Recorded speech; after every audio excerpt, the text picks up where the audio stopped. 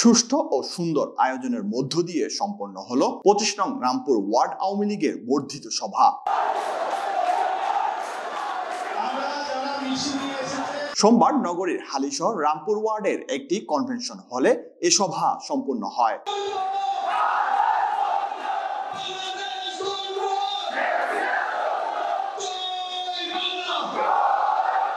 নগরীর panel mayor ও Rampur word Awami লীগের ভারপ্রাপ্ত আহ্বায়ক আব্দুস সবুর লিটনের সভাপতিত্বে ও রামপুর ওয়ার্ড আওয়ামী লীগের যুগ্ম আহ্বায়ক SM এরশাদুল্লাহর সঞ্চালনায় অনুষ্ঠানে প্রধান অতিথি হিসেবে ছিলেন মহানগর আওয়ামী লীগের সভাপতি মাহতাবউদ্দিন চৌধুরী। প্রধান বক্তা ছিলেন মহানগর আওয়ামী লীগের সাধারণ সম্পাদক আজম নাসির উদ্দিন।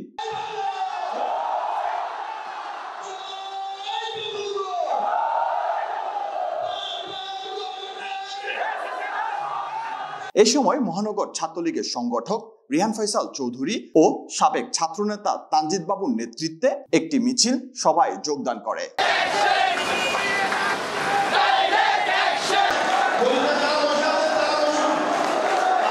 প্রধান অতিথির বক্তব্যে মাহতাবউদ্দিন চৌধুরী বলেন, মুক্তিযুদ্ধে যে দল জয় ছিনিয়ে এনেছিল সেই দল হলো আওয়ামী লীগ। তাই আজকে বলবো, বাঙালির স্বাধিকার, বাঙালির গণতান্ত্রিক অধিকার, বাঙাল সর্বোপরি বাঙালির মুক্তি সংগ্রাম এবং মুক্তির যুদ্ধে যে দল নেতৃত্ব দিয়েছে সেই দল হলো আওয়ামী লীগ। আওয়ামী লীগের বয়স আজ 76 বছর হতে চলছে। আজকে যারা নবীন তারা দায়িত্ববান নিয়েছেন, যারা পুরাতন তারা আমাদের। প্রধান বক্তার বক্তব্যে আজম নাসির উদ্দিন বলেন, এদেশের স্বাধীনতা ও সার্বভৌমত্বের বিরোধিতা করেছিল বিএনপি ও জামাত শিবির। এই ষড়যন্ত্রে যুক্ত হয়েছিল এবং তারা তারনি কোন অবস্থাতেই জাতীয় সংসদ নির্বাচন সম্পন্ন এবং এই নির্বাচনের মাধ্যমে গণতান্ত্রিক যে ধারা এবং মাননীয় প্রধানমন্ত্রী বঙ্গবন্ধু জননেত্রী শেখ হাসিনার উন্নয়নের যে ধারা সেটা যাতে অব্যাহত থাকুক সেটা তারা তারনি। কারণ এই বিএনপি তারা স্বাধীনতা সার্বভৌমত্বে বিশ্বাস করে না এবং বিএনপির যে দোষর জামাত ইসলাম সরাসরি আমাদের স্বাধীনতার বিরোধিতা করেছিল।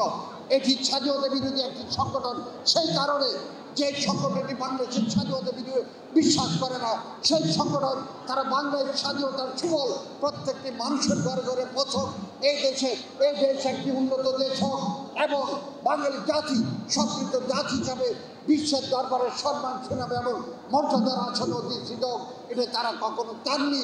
সভাপতির বক্তব্যে সকলে মিলেমিশে একত্রে কর্মের মাধ্যমে 25 নং রামপুর ওয়ার্ডকে আরো সামনের দিকে এগিয়ে নিয়ে যাওয়ার প্রতিশ্রুতি দেন আব্দুস সবুর লিটন।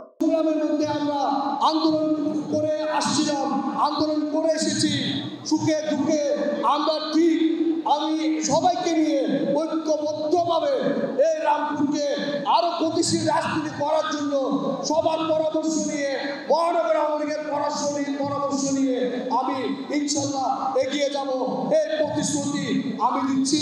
আমি আর বক্তৃতা বাড়াবো না। এছাড়াও সভায় বক্তব্য রাখেন মহানগর আওয়ামী লীগের সাংগঠনিক সম্পাদক নোমান আল মাহমুদ, জেনিফার আলম, মাসুদ রায়হান সহ অন্যান্যরা।